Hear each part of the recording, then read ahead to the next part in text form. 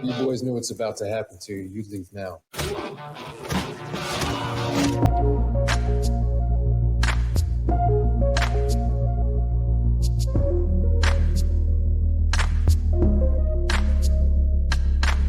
Some consider these traits to be toxic, such as undesirable in the men of today. We consider these traits such as these not only to be desirable, but to be appreciated and celebrated. Welcome to the Toxic Male Appreciation Show, hosted by and La Reina Creole. Welcome to the safe space for the toxic male.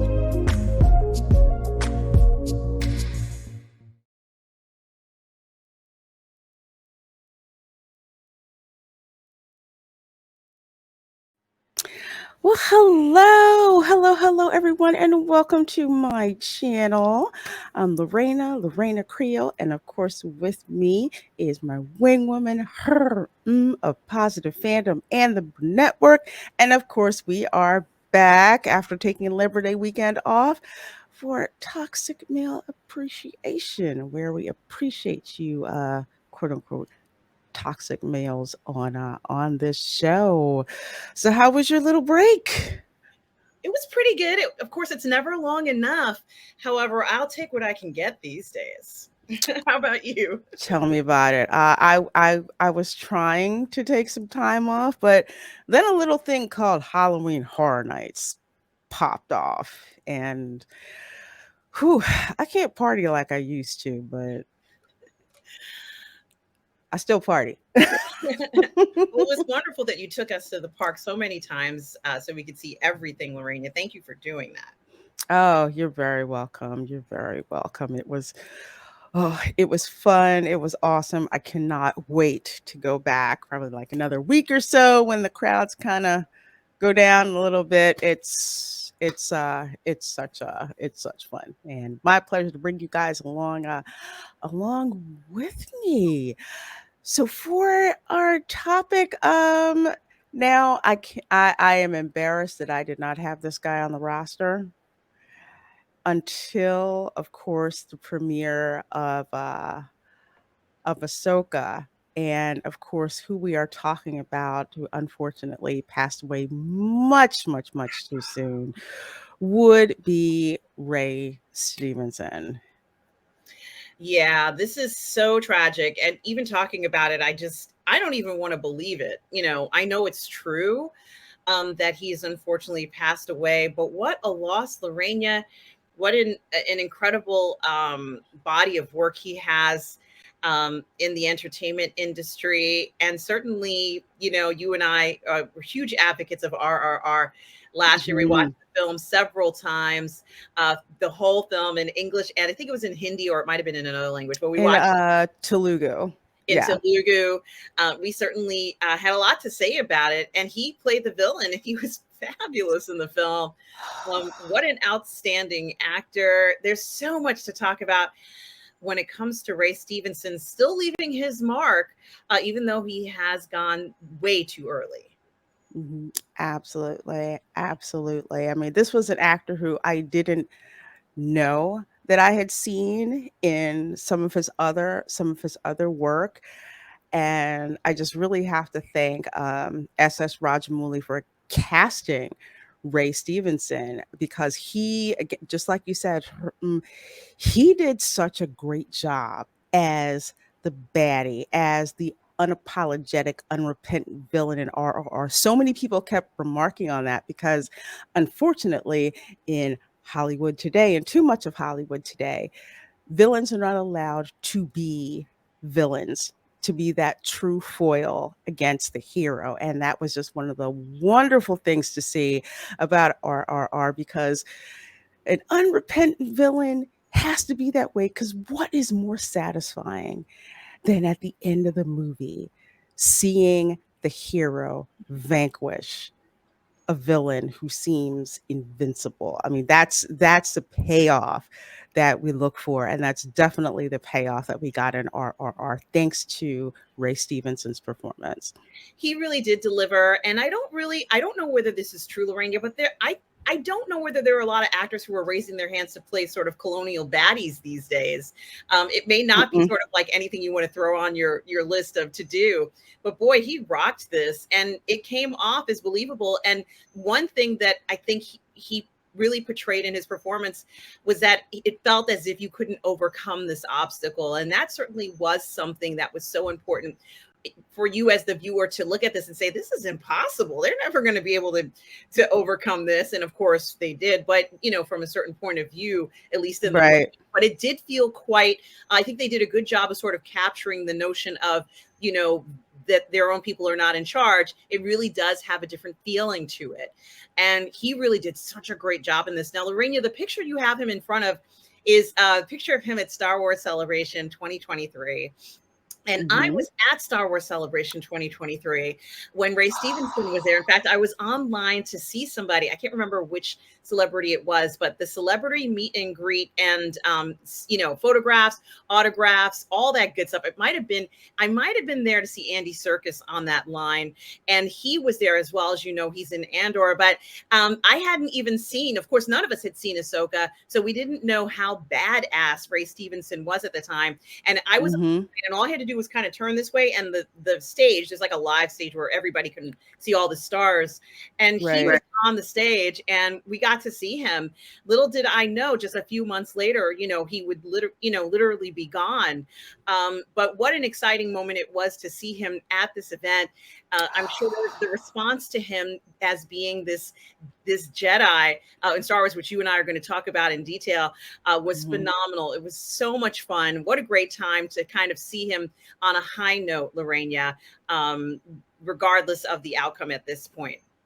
Absolutely, absolutely, 100%. Because unfortunately, when he did pass away, so many people were just like, I just remember his performance in RRR. And whatever your opinion about the Ahsoka show, being able to see him as like his last performance, I believe it's his last performance, was just something a lot of fans of his were looking, of course we were looking forward to seeing him in this. And of course, we're going to talk about it a little later, because he definitely does deliver so much that I got a special nickname for him that a lot of folks seem to like. Yeah, that I makes know the total nickname, sense. Lorena, and I love Yes, it. I love it. I love unapologetic I am about it. Mm-hmm. But yes, we have Ray Stevenson, who is 6'3". Good Lord. Mm-hmm. Mm-hmm. I need a moment. I need a Yes. moment. I Yes. say anything over 6'3" and over is definitely for me. That's Yeah. Yeah. He's like a wall. He's just such an incredible physique, and we admire physiques here. We like all physiques. He certainly was very unique in that regard, and certainly you can't ignore him when he steps in a room because of this, right, Lorena? yeah, absolutely. It's like the ones that you just can't, you just can't ignore it. And usually when that happens, it immediately gets on my radar. Like, Hmm. oh, how are you? How are you? How are you? I mean, he's just awesome. But yes, intense, penetrating eyes and possessed of larger than life personality. The actor George Raymond Stevenson began life as one of three sons born in County Antrim, Northern Ireland, to a British pilot in the RAF. And he was raised in Newcastle. Newcastle. Okay. I can't really say it with a British accent. Sounds BBC when I do it. After the family relocated, and he actually initially studied art and worked for some time as an interior designer. However, as soon as he saw John Malkovich in a play at the West End, I mean, the West End Theater, that's like, how would I put it? It's like It's Broadway in the US. yes, exactly. Exactly. If you are even like over here in America, if we find out, oh, you were to play in the West End. Oh, okay. Okay. All right. You've made it like the big time. But that had actually inspired him to study drama. So very interesting. Yeah, it is very interesting. I'm glad he made that leap. And so many great performers like him have come from the stage. He is no exception to this. Mm-hmm.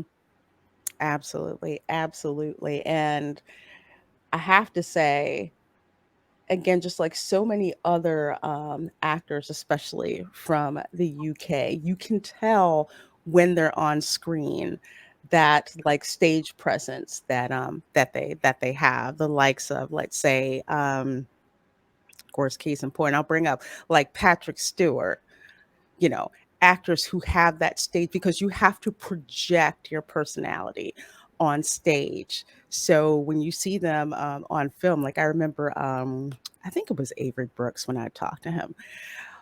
Either I talked to him or it was an interview or was it a convention? Well, I remember him saying about with television, they kind of have to say, okay, you got to kind of reel it in a bit. It's just the screen and you. It's not a theater full of people. So, but even them dialing it back, it's just like, oh man, this is freaking, this is amazing. That's why it's so great to see these actors who are on television do plays, because it's the difference is so striking and absolutely enjoyable. It's just something. It's just something else, and I love it.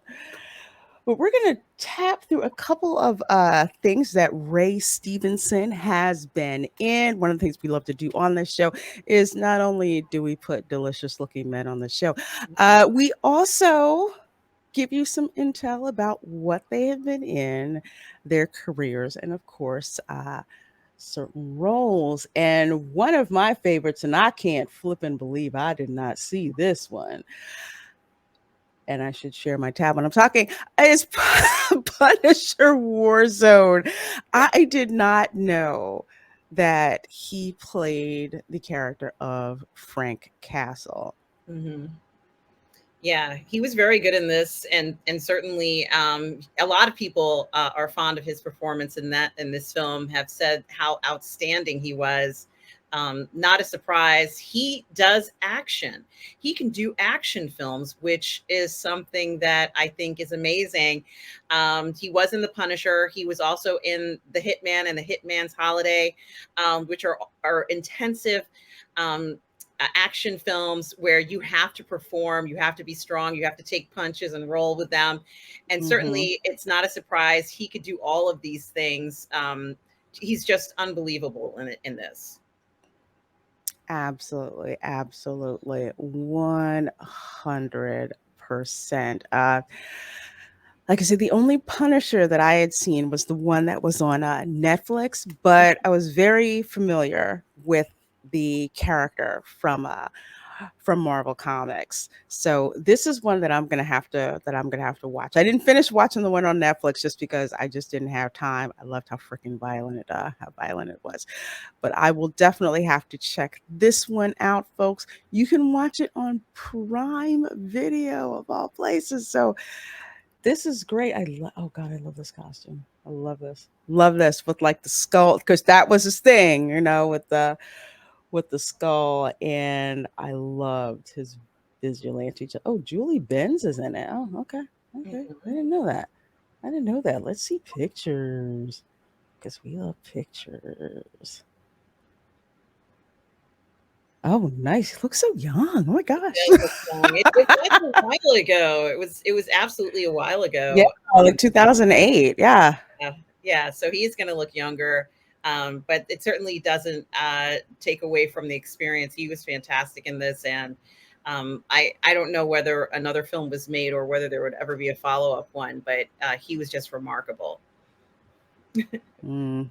Oh, well, I cannot wait to put some time aside so I can actually see this film. Of course, I say it's in the era where action films were unrepentantly fun, violent, uh, sexy, all of those types of things. So And that's what we expect from an action film. We are not expecting them to hold back or be, timid or anything like that. We don't want that. We want to see extremes, and certainly this was no exception. absolutely. Oh, I love that shot. I think that dude back there is dead.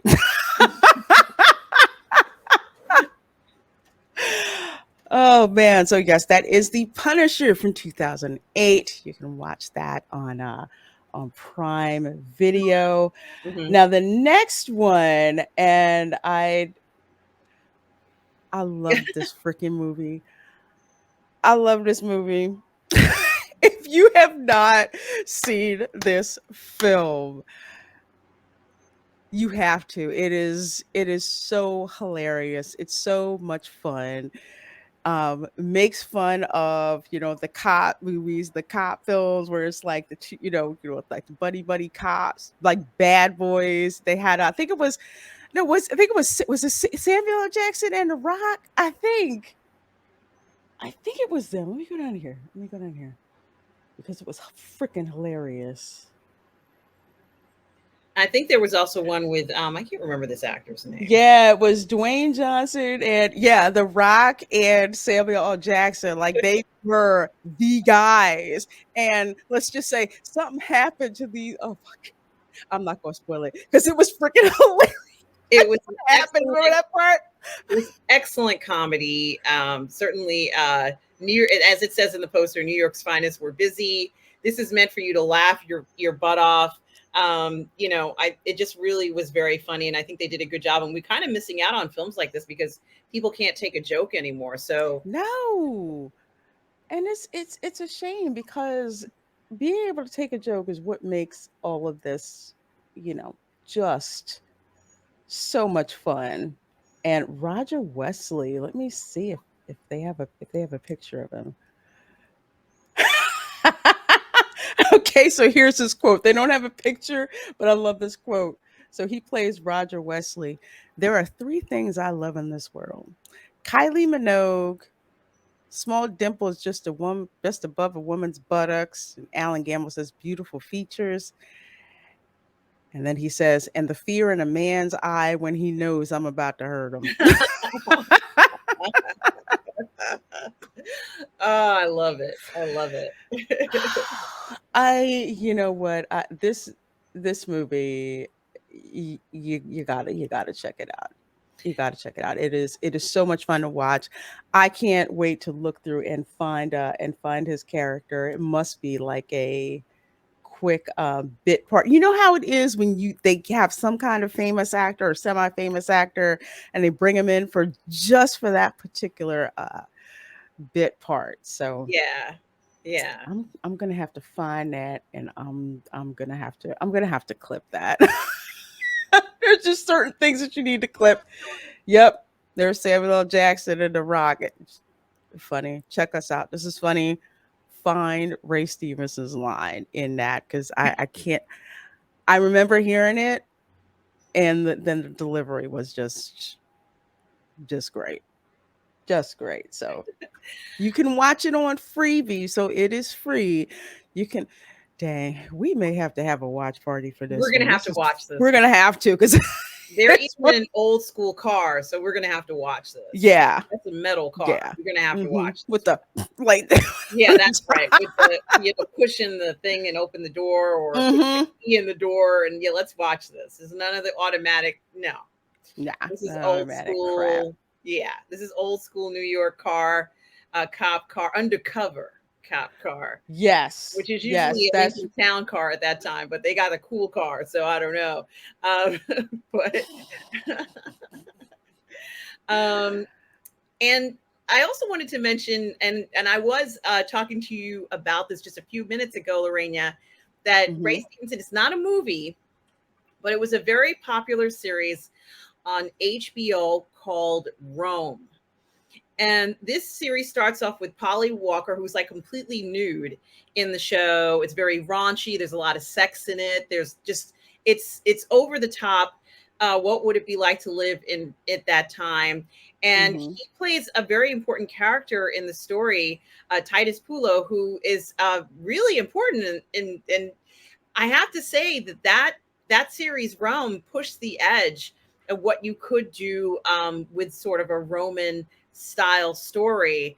If you wanted to depict it, we have a pretty good idea of what life was like back then. But if you wanted it to get raunchy, this one was going to get raunchy. And it was great. Polly Walker's like, you know, it's all every type of illicit fantasy you can imagine and so much more. And we're talking Wow. hard bodies, sex, everything you could possibly want. And the Romans, who knew? You know, they know how to party. So Yeah, they were infamous for knowing how to. Those are yes. legendary. And he plays Titus Pulo, who is a very interesting character. I don't remember all the details of his character, but you know, he kind of was somebody who ended up going like the fates had its way with him. So there's like this one time where he goes to a brothel and something happens, and then he has to deal with that and all sorts of amazing things. It was a great series, and he was one of the main characters in the series that made it as popular as it was. Mm-hmm. Absolutely. Absolutely. Well, another thing, I think Rome was HBO, right? Yes. Was it HBO? Okay. Yeah. Yeah. So it was HBO. So another one that I did not know that Ray Stevenson was in, and this was one of my favorite shows. I say was because let's face it, after Lothnar Ragnar Lothbrok, when he died for real, I was like, I'm out. I'm not interested anymore. But it turns out that Ray Stevenson was actually in an episode of Vikings, and I did not know this was him. This completely went over my head. I mean, I wouldn't know who he was. Let's to my defense. A lot of those Vikings looked alike, big, long, scraggly beards, unless you looked like Loki, who had face tattoos and he was all black, or Ragnar Lothbrok, who had his own personal look. But he was called, I believe, Othere. I think it was Othere, and I don't remember much about him because I didn't really tap into the Vikings, but Vikings was a pretty hot series. Yeah, I haven't watched this series, but people do talk about it, and it looks amazing, and he looks amazing. Like it's such a transformation. He has this ability to pretty much play any character, so I can understand why he would be in demand and why he gets these roles. You need somebody powerful enough to play this. It can't just be anybody. Absolutely, especially with a franchise like Vikings. So when everybody else was watching Game of Thrones, I was watching Vikings just because I decided I wanted to be contrarian and watch Vikings instead. And I loved this show. I absolutely loved this show. I will say the final season definitely was not like definitely wasn't like season 8 of Game of Thrones, but it just suffered from when you have such a larger than life character like Ragnar Lothbrok. I mean, spoiler, he was dead once so he could get into Paris. And then he was dead again for real this time. Oh Yeah, dear. yeah, for real. So it was kind of like, it's not the same. It's not the same. So he was a Danish wanderer around, stranger wanderer. So did not know that was him. So you can actually see him in Vikings. Wow. But another show that I did not get to see all of because I don't know, stuff gets interrupted. Hmm. And I'm mad I didn't go back to this because I love pirates. I freaking descend from pirates. So that would be Black Sails. Yes. Yes, another incredibly popular television series. And of course, yeah, it was very, very popular.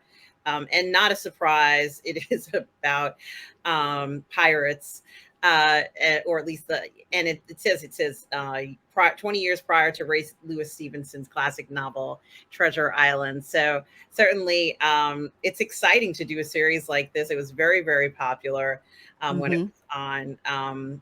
Yeah, yeah, it was an unbelievable series. I haven't watched the whole thing. I watched most of it, but I enjoyed it a lot, and I recommend it to anybody who who enjoys pirates, who enjoys that time period where anything was possible. You could be up one day and down the next. I absolutely love this series. I think it was a very special time where we had a number of series that were exploring a historical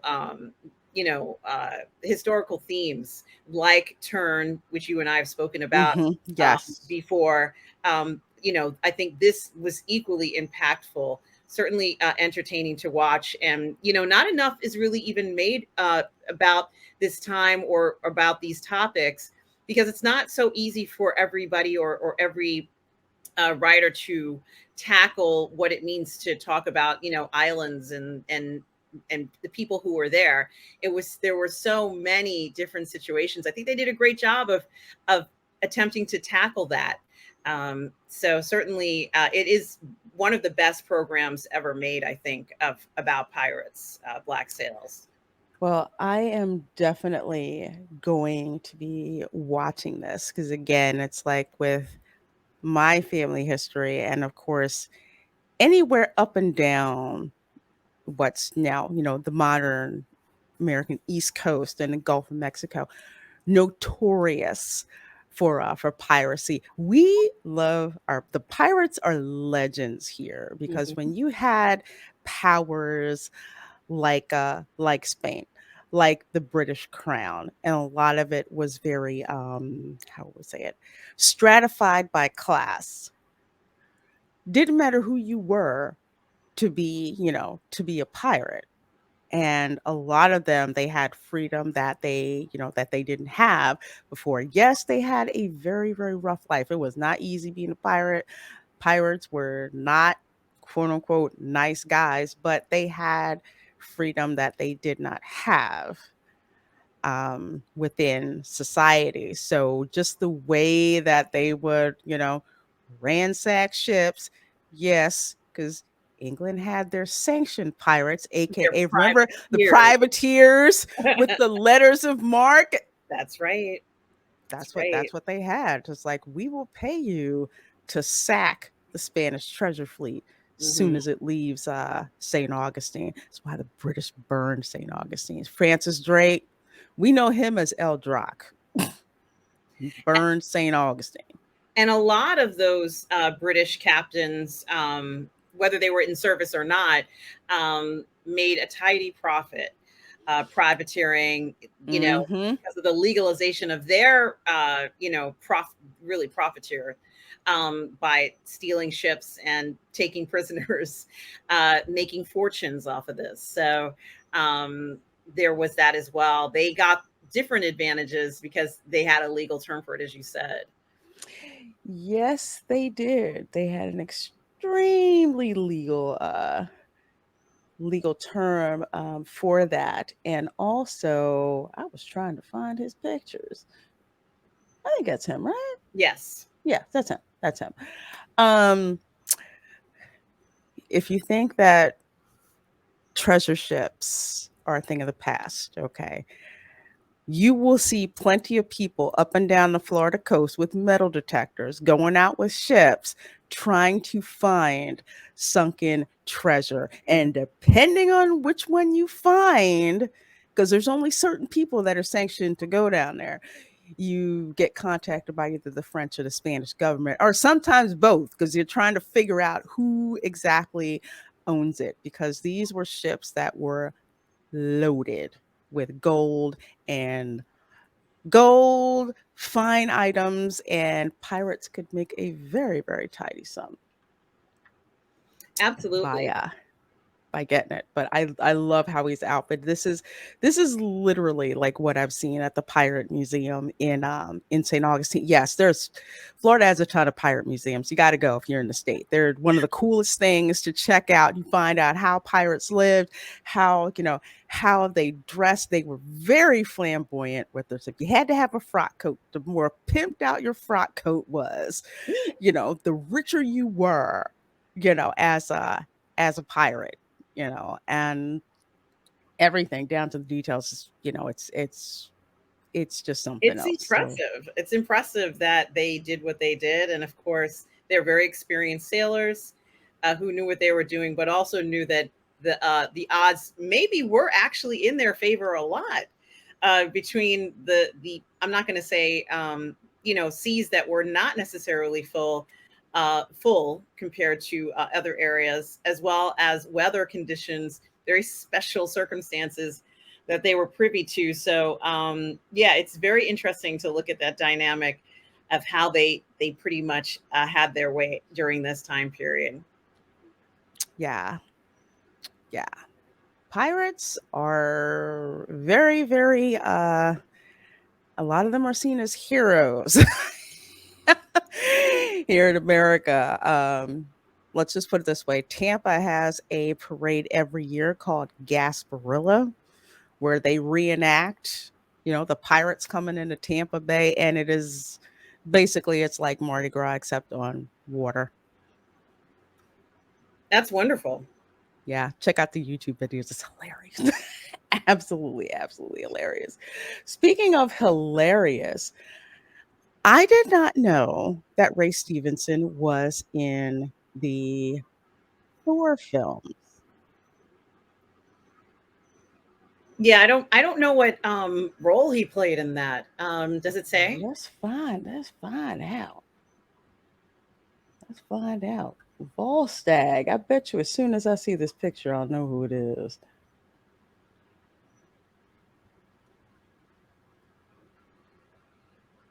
So I don't know exactly, and I should share the tab when I'm talking now. Oh wow. Wow. I'm trying to remember who exactly his character was and Mhm. what. Well, he looks good. Yeah, he's got that, got that pimped out Asgard armor that's on, but Mhm. I'm trying to remember what his character did I don't in the remember. film. It's like, was he just one of I don't want to say one of the guys. Guess I shouldn't say that. Say it was like one of the guys. He might have been like one of the background actors. I'm pretty sure he said something. It's like, okay, so who exactly is Volstagg? Well, he was in the original Thor. Y'all in the chat are gonna have to help me out because I do not. I don't remember seeing him, or I did, and I don't know if he. I don't know if he was blocked by a Heimdall or whatever was going on, but I do not remember what his particular character Was he was. was he a good guy or a bad guy? That is an excellent question. I think he was a good guy. I think he was, but Okay. it's really annoying me that I cannot remember who his uh who his character was. So you guys in the chat are going to have to help me because apparently he was in all of the Thor movies. So All of them? apparently, yeah, he was all of them. He was in Ragnarok, he was in the original Thor, he was in Thor Dark World, which I freaking loathe Dark World. I did not like that. At least Ragnarok made me laugh. Hmm. Well, we're gonna have to rewatch him and see if we can find him. Yeah. Because clearly he's a character here. He's not sort of like he might be background, but they are focusing on him. I mean, I remember Idris Elba was in the series. And Yes, because he was Heimdall, and that's why I'm just like, was he in Heimdall's group? Well, he definitely wasn't around I want to say Peter Dinklage. That was like the Forge. So I know he wasn't there, but I think some kind of privy council, so to speak, that he was there and he had a speaking part. So yeah, we're gonna have to watch Thor again to find out. Yeah, I think I'd rather watch Ragnarok well, and the original Thor. Stevenson was also in a series that I really like called the Divergent series, and it's based on a bunch of books. He plays Marcus Eaton, who is one of the main characters who's fighting against, the evil regime that kind of forces everybody to go into these four um, areas. You have to be dauntless. I can't remember all the things. Dauntless, There was 4 different. The first film did spectacularly well, Mhm. and you kind of like got they gave you a test, and out of the test you were in one of 4 groups, and Mhm. I really liked the series. I thought it was cool. Of course, there's the star of the film. I can't remember her name, but she did a great job in this. And they made 3 films. I think there's actually 5 books based Mhm. on the series, but they did it, and it was amazing. And he plays one of the characters that is kind of against this whole regime of saying that everybody has to be in these 4 groups and that you can't be outside of that group. So she's an anomaly. Haley, I think is the actress's name, is an anomaly, and Shailene Woodley is an anomaly where she has all the characteristics of all 4 groups. And Oh. yeah, and it's a fun film. Kate Winslet plays a baddie where she wants to force Shailene to tell them where the people who don't want to conform are living. And it's a real Mhm. kind of crazy ride, but it's fun. Like, it's a fun, young adult book. And it was a great movie. Mhm. It was a great set of movies. They made 3, but I think there were supposed to be 2 more and they didn't make them. But 3 was a lot. Zoe Kravitz was in it as well. She was one of the Candor. There was Dauntless, Candor, and I don't remember the other 2 groups, but it was so much fun to watch this. He played Marcus Eaton, and Marcus Eaton is a huge role because he's one of the people who inspires everybody to, like, we have to fight back against this. And he was in all 3 films. He was very good in it. So Oh, okay. yeah, yeah, I liked the series. So if any of you Wow. guys out there are Divergent fans, I thought it was a great Divergent series. Yeah, it was amazing. I'd heard of it. I hadn't seen it, but I was aware of Divergent, so I Mhm. can put that sucker on And it's my 3 list of things films. to It's watch. Divergent, Convergent, and some other thing. So Ah, yeah, okay. I can't remember what they are. Oh yeah, Erudite, Candor, Dauntless, and one other group. And it was fantastic. It was really not easy necessarily to show in Mhm. um in movie form, but I think they did a good job considering what, the limitations at that time. Um, yeah, it was a great adaptation. I particularly thought that Zoe Kravitz was good in this. As she was Ah, someone, she was in Candor, which is a group of where they just tell it like it is, or they call you out, and she was excellent in that. So yeah, it's a good movie. I thought it was a good movie. So oh, okay. oh, Well, that's Amity is the last one. Amity, Dauntless, ah, Candor, and Erudite. I couldn't remember okay.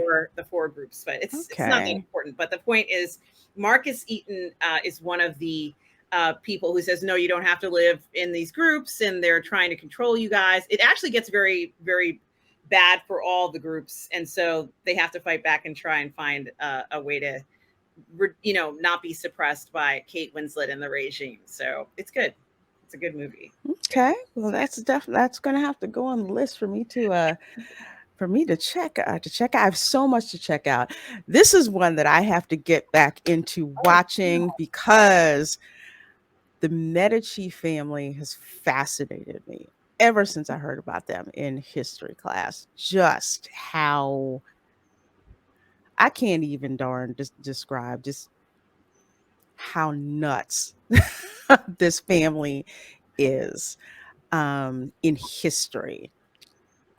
And it really this was so I watched the first couple episodes. I was like sucked in. I love historical drama, especially, with these you had of course you had, the crazy Roman political families, but now, this is during the Renaissance, Italy, they are swimming in money, yes. brimming in rediscovery of culture and spreading that throughout, you know, throughout the Western world. And the Renaissance was a very interesting time in history. And the Medici family, yeah. they're huge benefactors of the arts, if I'm not mistaken. Yes. And so, like the art world might not exist the way we know it if it hadn't been for this family pouring money into it and sort of finding the value in that. So that is something that I'm going to say about them. But I'd love to see the series. I haven't watched it, Lorena. It looks very interesting. Yeah, I have not either. It's on Netflix, and I want to say I think I actually have it on a list. Usually, if a historical drama gets popped into my recommendations, like Think goes right on the list. But apparently, Ray Stevenson played King Ferrante. No picture, so we will have to look for him. And he's in 2 episodes, I believe, in the 2019 um, season of the show. So definitely, definitely have to look for him in that. Julian Sands is in this. Oh my gosh. And they unfortunately he did pass away this year Yeah. as well. Yeah, that was that was sad. It was That incredibly was tragic. sad. I would have Yeah. never believed that anything would have happened to Julian Sands, and you know, so we lost both of them this year. Mm-hmm. It's a darn shame. Oh, we have another one on Stars apparently, and this was, oh my gosh, I cannot. This is my favorite one. Oh, I love this one on Stars. Again, something else that goes right into, my family history as well, where you had Isabella of Spain. yes, And if you are any fan of the history of Henry VIII and all of his wives, yes. this was wife number one. God bless her. And she Yeah. survived, right? No, she Or was she beheaded? she eventually died. Oh, So she died. I think the order is what was it? divorced, Something died. executed, Something survived. died, divorced, executed, survived. So she did. So Okay, so she worked with him when he wanted to change things around. She's like, I can work with this, and they stayed. yeah, Is that what it was? he pretty much divorced her. So how it worked was the Catholic Church would not give him a divorce because Henry was head of the Church of England, and the Church of England, again, governed by Rome. So once the Reformation started to pop off in earnest, and the Reformation, it was like, okay, the Pope is not the head of the church.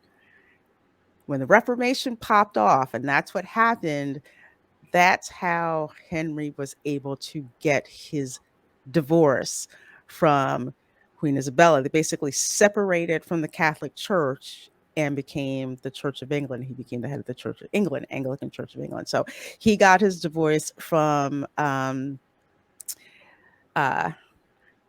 Catherine. Yeah, he declared it himself because he's the head of the church now. So Yes.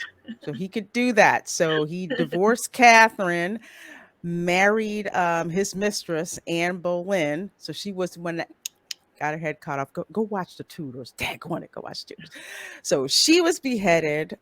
Jane Seymour, which was the third wife that he was in love with, she died as complications of childbirth because Henry basically had a C-section performed on her for Edward de Bourgh. So she died. Then he married oh my gosh.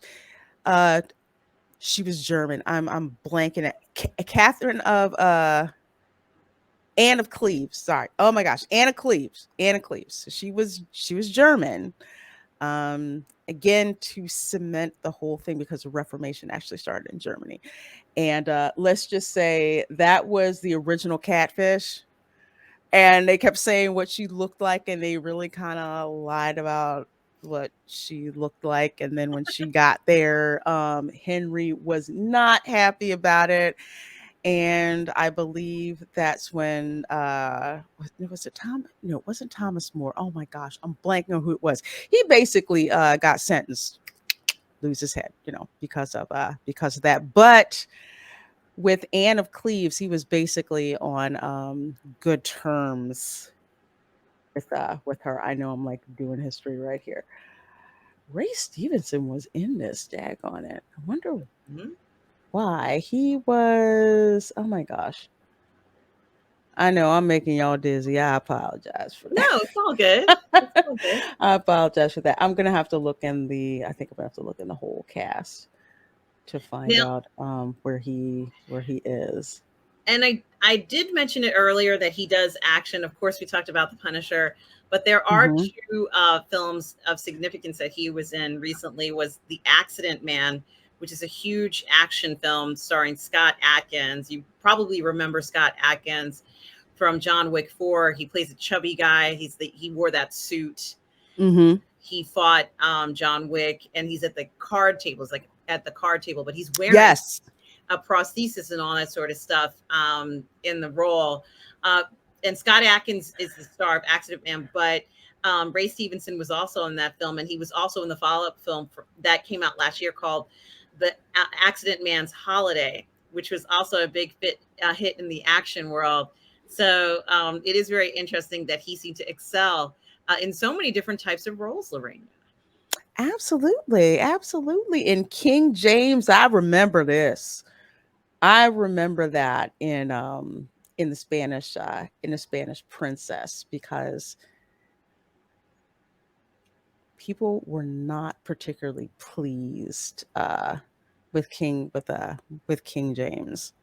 So he was in this. It's interesting that he is that titular character, King James. Yes, the King James Bible. Yeah. Yes. That's where you get it from, because there was another Bible, the Geneva Bible, which also kicked off the Reformation, where they had a lot of things calling out tyrants, and King James was like, you're not going to have that up in here. Mhm. So he removed His the ver- apocryphal sections of the Yep. Bible. But yeah, which has a lot of very interesting stories.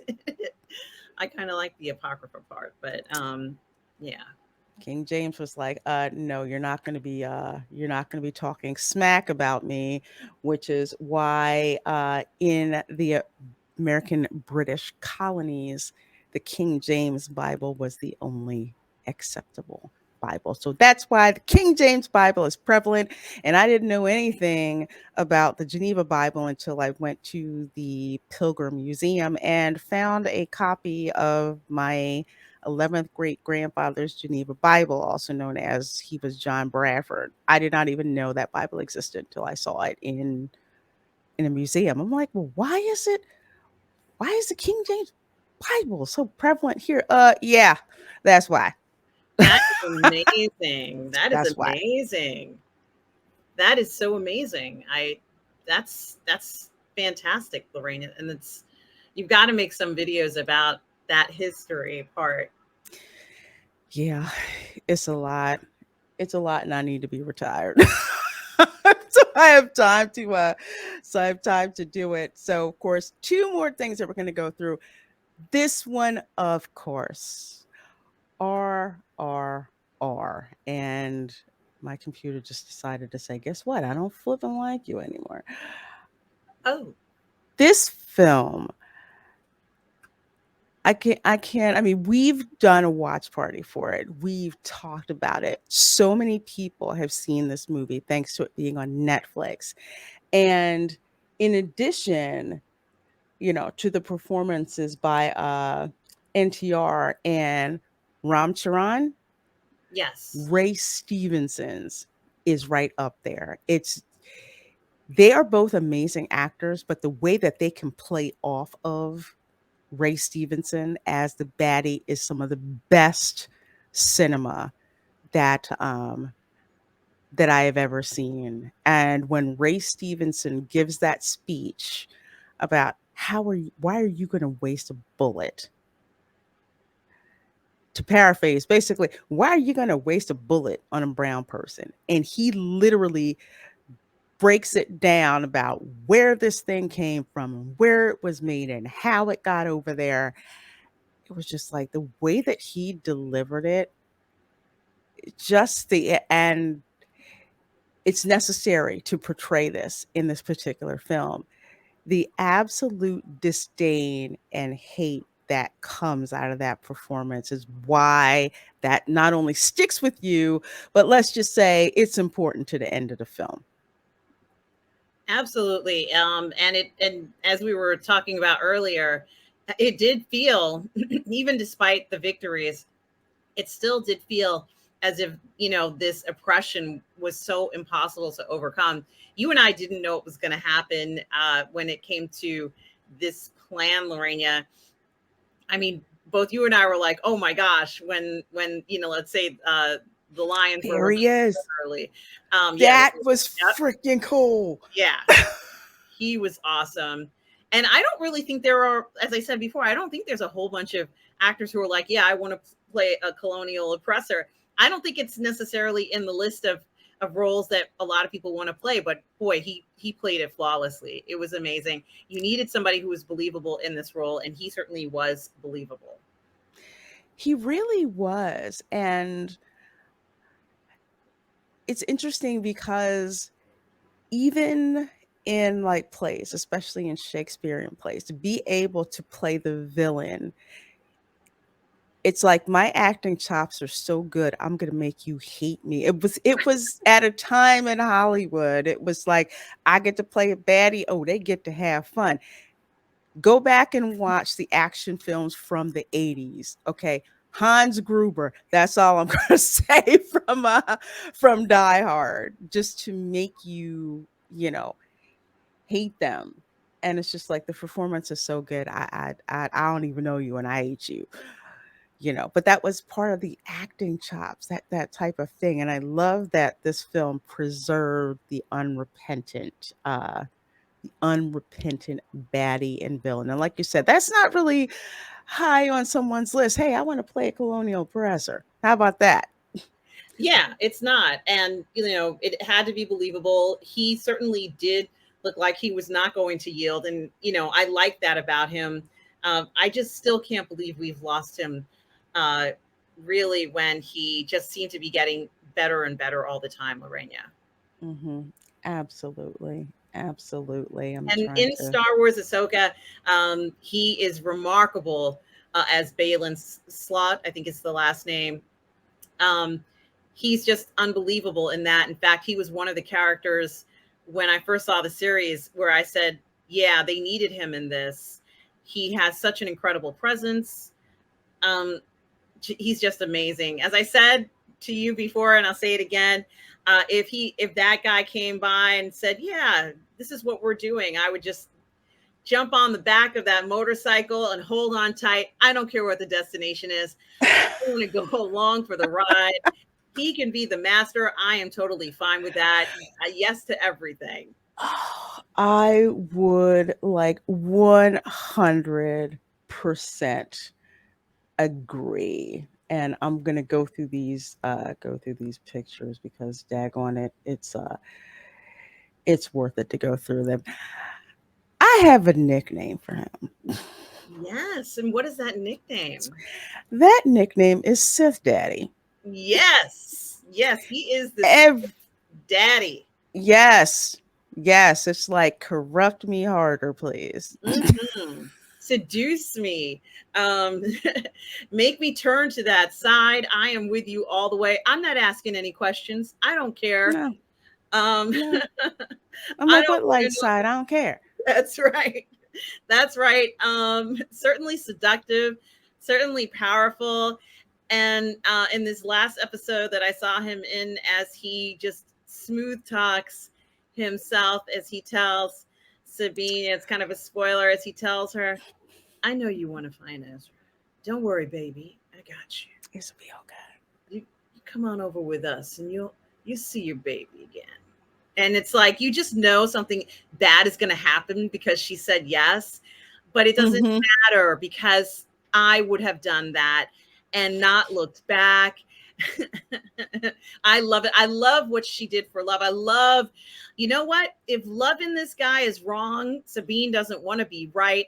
And, when I had said this about Balin before. I had never guessed that this would have been one of the main plots. Of course, you and I speculated this on Ladies of the PGS already, but 2 weeks ago we speculated that this might be the motivation. And boy, what a motivation it is. Honestly, oh man, this guy looks so good. You know, Ezra must be it. He must be the bomb, right? Ezra must be that, all that and more. But honestly, I could probably hang out with Balin for a little while. Like, I would be okay with it. I'd be cool with it. If the trip only ended up, it's like, okay, we never made it to this other galaxy, but you're kind of cool, you know, like, let's do this. I 100% agree, because so we had the watch party for this episode with my channel members, and that part came on. I was just like, yeah, okay, yeah. Oh, he's really seductive with this. This girl has no chance. She has no chance. I would have zero chance. How do you think he got that other chick? I know. No chance. No chance whatsoever. You're like, what is she doing with him? And then you realize, I'm like, oh, okay. Where that's do I why she's up? with him. That's why she is. But yes, I'm so glad. Granted, I have my issues with Ahsoka, but Ray Stevenson's presence in that is such a ray of light. I didn't think I'd ever watch a Star Wars show and be like, okay, I'm all hashtag team Sith from now on, especially Sith Daddy, take me away. When, take me to that galaxy. I don't even know where the hell we're going. I'm just going along. We're just going along for the ride. We don't even care. I'm like, this is gonna be good. Whatever happens, it's gonna be real good. Yes. You know what I mean? And what added to it too was that Ahsoka, she didn't just win. She wasn't able to just fix everything. It was realistic. She can't fight against 3 Force users. She's gonna fight against Elsbeth, against Ray Stevenson's character, Sith Karen. And Little Sith. She can't fight against them. It was so good that it happened that way, and she wasn't like, I fixed it. No, hell no. There's no fixing this, especially how Balin came at it. What you do for love, Lorraine, is what you do for love. He is that Sith Daddy. Yeah, thank you so much. Oh God, so absolutely. Well, folks, thank you guys so much for hanging out with us. Definitely hope that you will check out the body of Ray Stevenson's work. It is definitely a great time to catch up on with his work, in addition to what he's doing on Ahsoka. So speaking of doing things, where can people find you? Gosh, you guys can find me on my channel, Positive Fandom, where I do all the parlay and the fandom. I got my Sunday brunch show on Sunday. It's going to be gaming soon again. I'm trying to figure out which game I'm going to play. I still haven't worked out my gaming issue. I want to do Alien Isolation, as you know, but I haven't figured out how to show my camera at the same time. So I'm going to figure that out. Lorena, God help me for that one, and go from there, because I really do want to play that game. But now I'm almost thinking maybe I should find another Star Wars game with Sith in it to play right now, just to kind of enjoy this Sith vibe that I'm feeling, this Sith action. So maybe I might have to look into that as well. But you can also find me on the Burn Network. Lorena, you and I do a show on Mondays called Ladies of the PGS at 6 p.m. Eastern Standard Time. Also going to be doing some watch parties. I got SEAL Teams season, I think 5 or 6 coming up. So yeah, I got that coming up. I have a historical movie that I'm going to be watching with Darth Plato on my channel right after this, called Emperor. It's from 2012. Starring Tommy Lee, another historical film. Also going to be on Uncivilized Scoundrels tonight. It's going to be either on El Profesoro's channel or the 1/6 Scale Man Network. So that's coming up. Got Midnight Musings. You and I have a watch party tomorrow night, right, Lorena? We have one that we're recording with a Retro Nerd Girl, and that is going to be for They Live. So you're going to have to wait for the replay of that a little bit later on in the month as we get closer and closer to Halloween. So that's going to be coming, but we definitely will be having a live watch party on Saturday at 8 p.m. Eastern. We are going to be watching Star Trek 3, The Search for Spock. So if you're watching this on the replay on YouTube, it would happen last night. So you can go in and check it out. We're just having a wonderful time going through the old school Star Trek movies and just enjoying them. So please definitely do join us for that. And of course, for your girl, welcome to Florida on Sundays at 8 p.m. Eastern. Again, starting to get back into doing some gaming for Dreamlight Valley. I'm trying to wrap some stuff up with that so you guys can see the videos for that. My live streams from the parks, especially with Halloween Horror Nights. Oh my gosh, just So good. it's so good. So you have to check those out. And of course, I am headed over for hour 2 of WDW Pros live show. So as always, folks, appreciate so much the support that you give us on this show. Mhm. Everybody take care, and we will see you next time. Bye.